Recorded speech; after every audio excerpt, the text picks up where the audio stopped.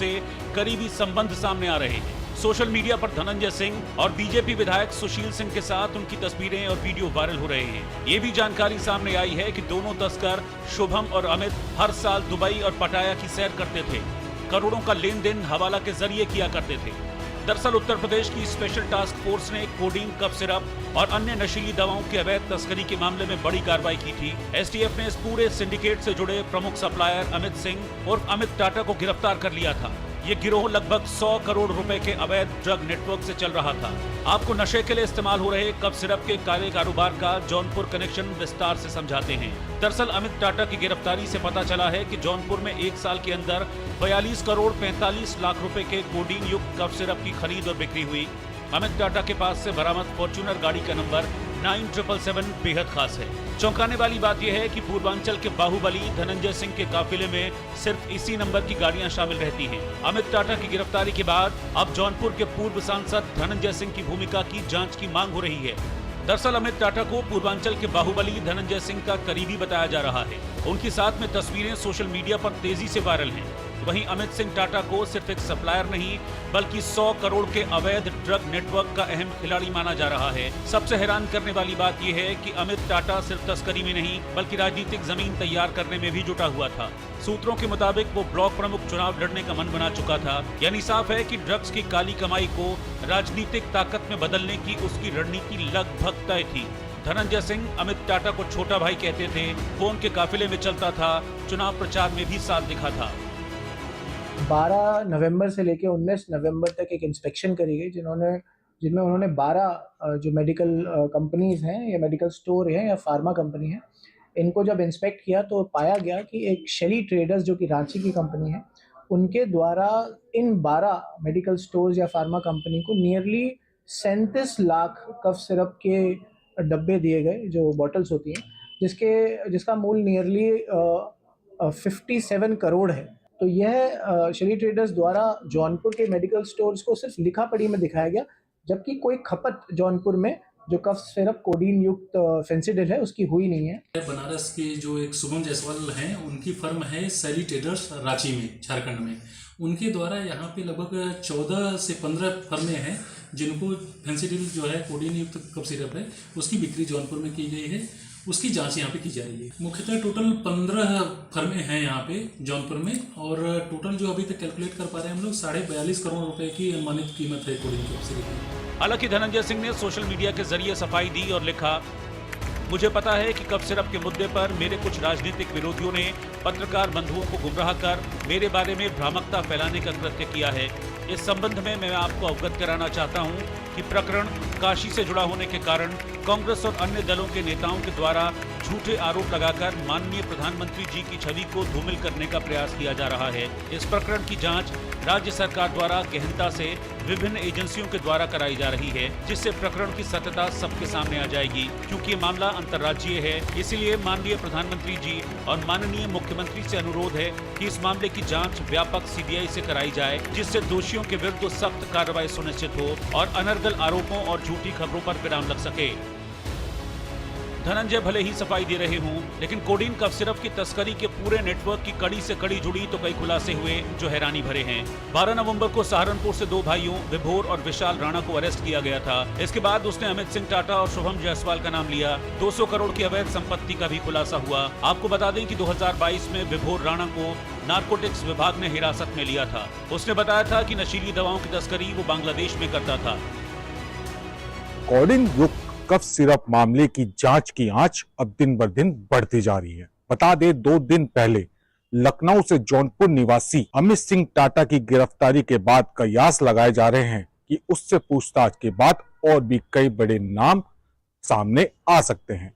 बता दें कि 12 नवंबर को लखनऊ एसटीएफ ने सहारनपुर निवासी 2 सगे भाई विभोर और विशाल राणा को गिरफ्तार किया था, जिनसे पूछताछ के बाद अमित सिंह टाटा का नाम सामने आया था। वहीं हम आपको बता दें कि विभोर राणा जो कि सहारनपुर का निवासी है, उसको सितंबर 2022 में नारकोटिक्स विभाग द्वारा इंदिरा गांधी एयरपोर्ट से हिरासत में लिया गया था। उस पर आरोप थे कि ये नशीली दवाओं की तस्करी बांग्लादेश में किया करता था। इस गिरफ्तारी के बाद पूछताछ में आरोपी अमित सिंह टाटा ने बताया कि आजमगढ़ के विकास सिंह के माध्यम से उसका परिचय शुभम जायसवाल से हुआ था। शुभम जायसवाल का एबॉर्ड कंपनी की कोडीन कफ सिरप का शैली ट्रेडर्स नाम से रांची में बड़ा कारोबार है। कोडीन युक्त फेंसिडिल कफ सिरप का नशे में प्रयोग होता है, जिसकी काफी डिमांड पश्चिम बंगाल और बांग्लादेश में है। इसकी तस्करी में बहुत मुनाफा है, लिहाजा सभी ने मिलकर करोड़ों की जहरीली कफ सिरप खपा दी। जांच में एसटीएफ को पता चला कि सिंडिकेट का मास्टरमाइंड शुभम जायसवाल ही है, जो कुछ महीने पहले ही अपने पूरे परिवार के साथ दुबई भाग चुका है। उसकी भी तस्वीरें धनंजय सिंह के साथ वायरल हैं। जो भदौर में जो माल मिला था उसमें 3 लोग नामजद हैं। उसमें तीसरे नंबर पर शुभम जायसवाल हैं। इसमें पिता का नाम अज्ञात है। 15 तारीख में पिता का नाम है शुभम जायसवाल के नाम के आगे। 19 तारीख में शुभम जायसवाल के नाम से पिता का नाम गायब हो गया। और 15 तारीख वाले एफआईआर में शुभम जायसवाल का एड्रेस है प्रहलाद घाट। 19 तारीख वाले एफआईआर में एड्रेस गायब हो गया। इसमें लिखा है अज्ञात वरुणा कमिश्नरेट वाराणसी उत्तर प्रदेश। ये सामने आपके ये देख सकते हैं तीसरे नंबर पर। इसमें नाम गायब हो गया। ठीक है, एक और एफआईआर है जो मुगल सराय में 19 तारीख को कराई गई है। उसमें भोला प्रसाद इनके पिताजी का नाम है, शुभम जायसवाल के, उनके पिता रामदयाल का भी नाम है। इसमें जो पता है एक एड्रेस झारखंड का है इनका भोला प्रसाद का, दूसरा एड्रेस है प्रोप्राइटर फर्म मिसेस सैली ट्रेडर्स चंदौली उत्तर प्रदेश। ये आप देख सकते हैं पहले नंबर पे भोला का नाम है इनके पिताजी का। ये चंदौली का एड्रेस दिखा रहे हैं। वाराणसी पुलिस ने प्रतिबंधित cough syrup mafia Shubham Jaiswal और उसके पिता भोला प्रसाद जायसवाल के खिलाफ भी एक्शन लिया। शुभम समेत वाराणसी के 89 दवा कारोबारियों और फर्मों के खिलाफ केस दर्ज किया गया है।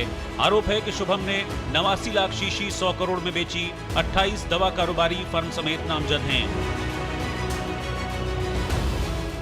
11 दुकानें जो पिछले सप्ताह जांच के दौरान बंद पाई गई थी, उनको जिले के ड्रग इंस्पेक्टर के द्वारा क्रय विक्रय के अभिलेख उपलब्ध कराने हेतु नोटिस भेजा गया है। फिलहाल तो अभी कई प्रकार की कमियां पाई गई हैं, उनका अध्ययन हो रहा है। 100 से ऊपर की दुकानों की जांच हो चुकी है। सने सने जो है पूरा उसका अध्ययन किया जा रहा है और अध्ययन के हिसाब से हम लोग जो है काफ़ी इसमें सचेत होकर के कार्रवाई आगे बढ़ा रहे हैं।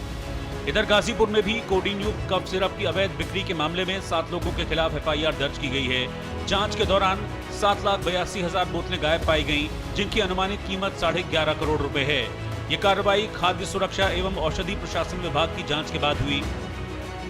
आज जनपद गाजीपुर में भी हम लोगों को कुछ सूचना मिली थी कि रांची की किसी फर्म के द्वारा, यहाँ के भी कुछ मेडिकल एजेंसीज हैं, कुछ फर्म हैं जिनको कोडीन कफ सिरप बेची गई थी, उनको विक्रय किया गया था। जिसके क्रम में यहाँ पर ड्रग विभाग एवं औषधि विभाग के द्वारा छापे मारे गए।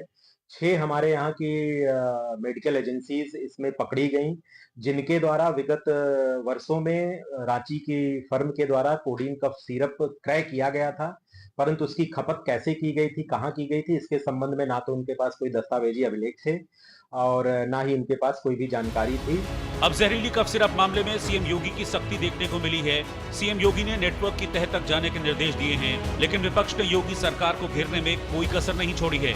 आप लोग लगातार आरोप लगा रहे हैं कि सरकार कुछ नहीं कर रही है, बाबा का बुलडोजर चल नहीं रहा है, तो इसमें गिरफ्तारी तो हो रही है। अमित सिंह टाटा की भी गिरफ्तारी हो गई है।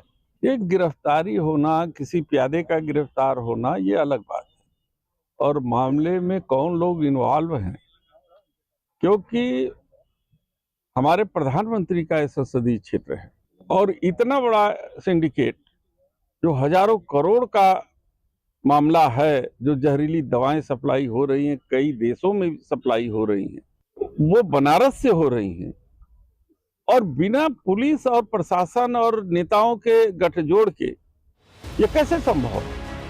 धनंजय सिंह ही नहीं, शुभम जायसवाल की फोटो सोशल मीडिया पर यूपी के कैबिनेट मंत्री ओम प्रकाश राजभर के साथ भी दिखी। कुल मिलाकर कोडीन कफ सिरप की सारी कड़ियां ठीक से और जोड़ी जाएं तो कई और चौंकाने वाले नाम सामने आ सकते हैं। सरकार को चाहिए कि जहरीले सिरप के इस भयावह मामले में सीबीआई जांच का ऑर्डर करे, ताकि वो चेहरे बेनकाब हों जो अभी तक बचे हुए हैं। जिससे मासूम बच्चों की जिंदगी बचाई जा सके। Bureau report, news India.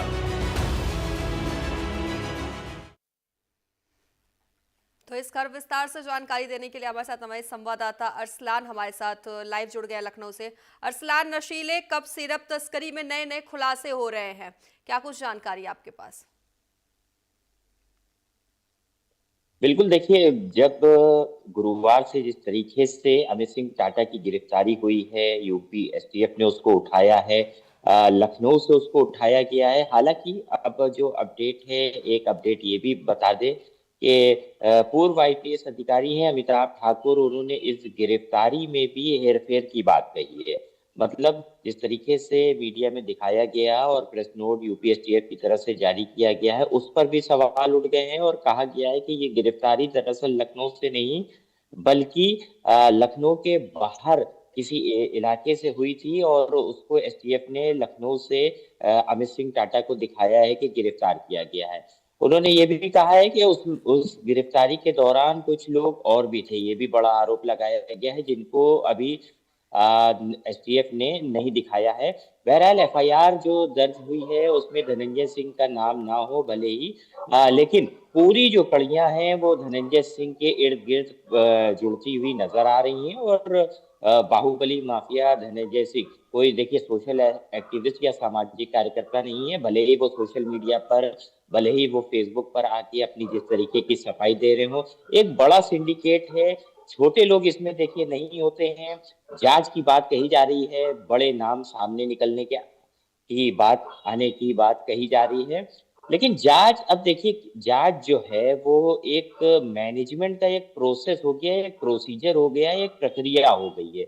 जांच के नाम पर कई नाम भी जो है वो अक्सर हटा दिए जाते हैं। अधिकारी जो हैं, कुछ अधिकारी ऐसे होते हैं जिनके ऊपर दबाव होता है, कुछ अधिकारी ऐसे होते हैं जो कुछ ना कुछ लेन देन करके नाम निकाल देते हैं। कई तरीके के सवाल इसीलिए उठा करते हैं और उठ रहे हैं इस सिंडिकेट पर भी, क्योंकि देखिए, कोडीन युक्त ये जो कफ सिरप की बात हो रही है, ये कोई आम सिरप नहीं, ये एक नशीला और जहरीला, जिसने कहीं ना कहीं कई बच्चों की मौतें भी पिछले काफी समय में ली हैं। तो इसलिए बड़ी मछलियां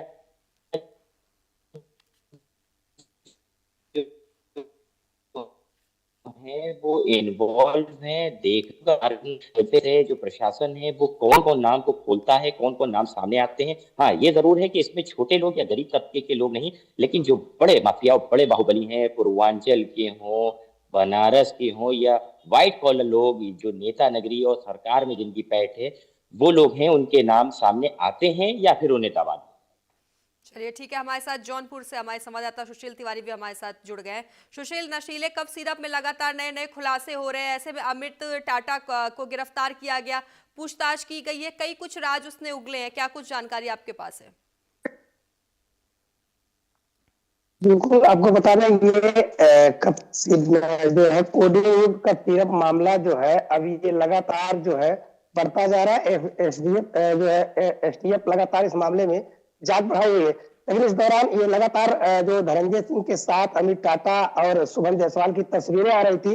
इस पर धनंजय सिंह की जो चुप्पी थी, आपने देखा कि वो चुप्पी धनंजय सिंह ने तोड़ी है और अपने एक्स और फेसबुक पर उन्होंने लिखा है कि साफ तौर से ये प्रधानमंत्री मोदी जी, मुख्यमंत्री योगी को छवि, यानी कि सरकार की छवि बदनाम करने की कोशिश भी की जा रही है। उन्होंने भी सीबीआई जांच की मांग की है। पर सवाल है, मैंने कहा कि ये पूरा जो सिंडिकेट है ये जो है काशी और वाराणसी से चल रहा था, इसलिए ये मामला जो है कुछ राजनीतिक दल जो है उनकी छवि को खराब करने की कोशिश कर पूरे मामले जो है सीबीआई जांच की मांग करता हो और मोदी जी और जो है मुख्यमंत्री योगी जी को पत्र लिखता हो। तो इस तरह से धनंजय सिंह की चुप्पी जो है अब वो टूटी है। लेकिन एक बड़ा सवाल ये है, जो तस्वीरें लगातार धनंजय सिंह के साथ शुभम जायसवाल की वायरल हो रही है, धनंजय सिंह के साथ जो अमित सिंह टाटा है, जिन्हें कहा जा रहा है कि आने वाले 2026 के ब्लॉक प्रमुखी के चुनाव में राजनीतिक पूरा सपोर्ट भी प्राप्त था। और जो उनकी गाड़ियां हैं अमित सिंह टाटा की, वो भी जो उनके काफिले में 9777 की गाड़ियां चलती हैं, ठीक वही उसी नंबर पे उन्हें जो है मिलता है अमित सिंह टाटा की गाड़ियों पर।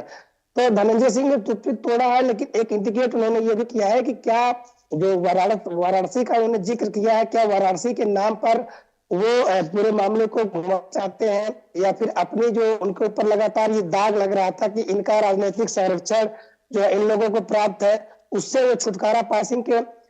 इस जो सोशल मीडिया पर उन्होंने अपने बयान को पोस्ट किया है, ये भी कहीं ना कहीं एक इशारा जरूर करता है कि उनका कोई इस तरह से इससे लेना देना नहीं है। उन्होंने भी सीबीआई जांच की मांग कर ली है। अगर सीबीआई जांच होती है तो दूध का दूध पानी का पानी हो जाएगा। लेकिन एक बड़ा सवाल है कि अगर इतना बड़ा सिंडिकेट जो कि विदेशों तक फैला है, कई 100 करोड़ का ये मामला है कोडिन युक्त कफ सिरप का, तो जाहिर सी बात है कोई छोटे लोग नहीं कर सकते, कोई छोटे माफिया नहीं कर सकते। निश्चित तौर पर बड़ा राजनीतिक जो है कहीं ना कहीं संरक्षण इन माफियाओं को प्राप्त हुआ है, जो इतना बड़ा सिंडिकेट चल रहा है। अभी खबर आई है कि जो है विकास के पास आजमगढ़ में भी एसटीएफ ने छापेमारी की है, वहां से भी शायद मिली सूत्रों के अनुसार जो जानकारी मिली, वहां से भी कुछ दस्तावेज जो है एसटीएफ को मिला है। तो देखिए एसटीएफ ने जांच तेज कर दी है। अगर जांच सही से होती है, या फिर क्योंकि जांच में तमाम जो राजनीतिक दल है वो भी सवाल खड़ा करते हैं, यहाँ तक कि अगर जांच सही होती है तो इसमें निश्चित तौर पर कुछ बड़े जो माफिया पूर्वांचल के उनका नाम आना मेरे हिसाब से बिल्कुल तय है। और तस्वीरें आप देखेंगे कि जैसे कि इसके पूर्व में बयान जो लगातार ओम प्रकाश राजभर जो कैबिनेट मंत्री है उनका भी आता है, पहले लेकर के तमाम माफिया उनके यहाँ पानी भरते हैं। तो शुभम जायसवाल की तस्वीरें जो है उनके साथ भी देखी गई, जो मेदांता के अस्पताल में भर्ती थे तो शुभम जायसवाल उनसे मिलने जाता है। तो तमाम जो कड़ी है कहीं ना कहीं अब इस पर जो विपक्षी पार्टियां हैं वो पूरी तरह से एक्टिव हो गई है। वो भी इस पूरे मौके का फायदा उठाना चाहते हैं। अखिलेश यादव अपने प्रेस वार्ता में कहते हैं कि इसके जो बीजेपी के लोग कहते थे 2017 के पहले वन डिस्ट्रिक्ट वन माफिया हुआ करते थे, अब ये बुलडोजर का राग है, सीबीआई का मामला नहीं है। क्या अपराधियों के घर पर बुलडोजर चलेगा? आम जनमानस में भी ये चर्चा है, जो इस तरह से मासूम बच्चों के कई जाने गई है, और जो नशीला कफ सिरप जो है कई बच्चों की जाने और ले सकता है। इतना बड़ा सिंडिकेट चल रहा था, क्या इनके घरों पर बुलडोजर चलेगा? जी सुशील, जो तस्वीरें वायरल हो रही है अमित और धनंजय सिंह की साथ में, तो ये तो कुछ और ही बता रही है। बताया जा रहा है कि बहुत ही ज्यादा करीबी थे दोनों। बिल्कुल, देखिए करीबी की बात तो हर कोई कह रहा है, और जिस हिसाब की तस्वीरें हैं वो बताती भी है कि इस तरह की तस्वीरें एक करीबी व्यक्ति ही जो है साथ में ले सकता है, क्योंकि आम आदमी को इतना महत्व जो नेता होते हैं, जो बड़े नेता होते हैं, वो उतना महत्व नहीं देते हैं, बस फोटो खिंचाए चले जाते हैं। लेकिन ये तस्वीरें जो है, ये तस्वीरें बता रही हैं कि इन लोगों के बीच का जो संबंध है वो काफी गहरा संबंध दिखाई भी दे रहा है। एक वीडियो में उन्होंने जिस तरह से कहा है कि अमित हमारे छोटे भाई हैं, इसमें पूछने की क्या जरूरत, मैंने कह दिया छोटे भाई हैं तो उनके बारे में पूछने की क्या जरूरत। तो छोटे छोटे जो भाई हैं इनके बड़े भैया कौन है? अब ये जांच अगर अच्छे से होती है तो सामने जरूर ये पूरा मामला निकल करके आएगा। ये कोई छोटा मामला नहीं, एक बड़ा मामला है। प्रधानमंत्री के जो क्षेत्र है वाराणसी, वहां से सारा सिस्टम जो है चल रहा था। यहाँ से आपने देखा धनबाद का जुड़ा, विदेश की बात कर ले दुबई तक ये कारोबार फैला हुआ है, बांग्लादेश में भी इसकी सप्लाई होती थी, नेपाल में भी इसकी सप्लाई होती थी। और कई फर्म ऐसे हैं जो ड्रग्स के अधिकारी हैं, उनके जांच में पता चलता है कई फर्म ऐसे हैं जिन पर सिर्फ बिलिंग की गई है, सप्लाई यहाँ नहीं हुई है। तो ये बड़ा मामला है, इसमें तमाम जब जांच हो जाएगी अच्छे से तो इसमें जरूर जो है बड़े माफिया जिनका अक्सर जिक्र होता रहता है पूर्वांचल को लेकर के, किसी न किसी का नाम आएगा।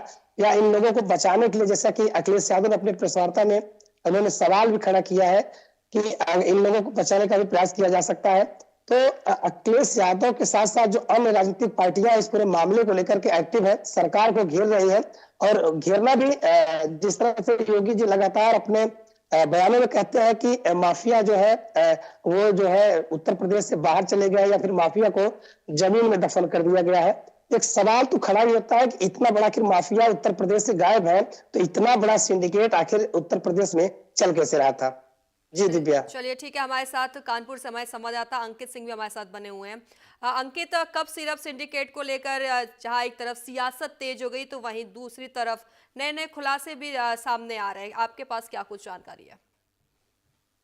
बिल्कुल, जिस तरीके से ये पूरा नेटवर्क जो है इसकी जब जांच करी गई एजेंसियों द्वारा, तो कई बड़े अहम खुलासे निकलकर सामने आए, जैसे कि इन लोगों का जो नेटवर्क था ये दुबई से लेकर बांग्लादेश तक पूरा फैला हुआ था। अमित टाटा और उसके सहयोगी जो थे वो दुबई से बैठकर इस पूरे आकाओं के कहने पर जो है वो चीजों को ऑपरेट कर रहे थे।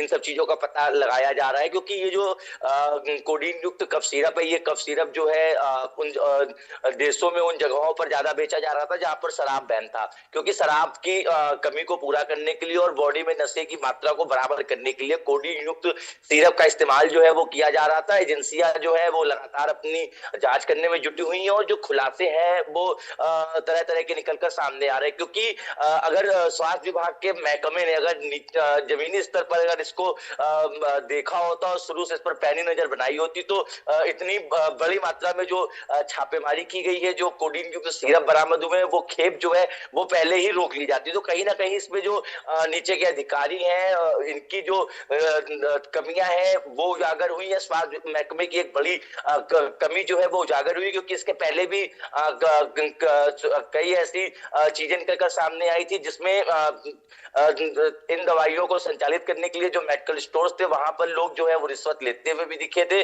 फिलहाल जो एजेंसियां हैं वो लगातार जांच कर रही हैं। जैसे जैसे जांच बढ़ती जा रही है वैसे वैसे इसमें कई बड़े नाम और कई अहम खुलासे निकलकर सामने आ रहे हैं। जी बिल्कुल। सुशील, ये भी खबर सामने आ रही है कि 1 साल के अंदर इन लोगों ने कई करोड़ की बिक्री की थी। जी बिल्कुल, आपने देखा होगा किस तरह से चीजें भी चल रही हैं, किस तरह से हवाला के जरिए ये लोग पैसा इन लोगों के पास आता था। और शुभम जायसवाल और अमित सिंह जो टाटा है, ये दुबई और पटाया की भी सैर करते थे। वहाँ की भी तस्वीरें सोशल मीडिया पे वायरल हो रही है। और इनका जो मकान है, शुभम जायसवाल का जो मकान वाराणसी में बना है, वहाँ पे भी शायद जो जानकारी मिली है पुलिस का पहरा हुआ है और उस मकान की भी जांच चल रही है। अगर वो मकान भी अगर नक्शे जो होता है नक्शा के खिलाफ या कुछ और मिलते हैं वहाँ पे, तो बुलडोजर चलने की जो चर्चा है वो भी कहीं ना कहीं चल रही है।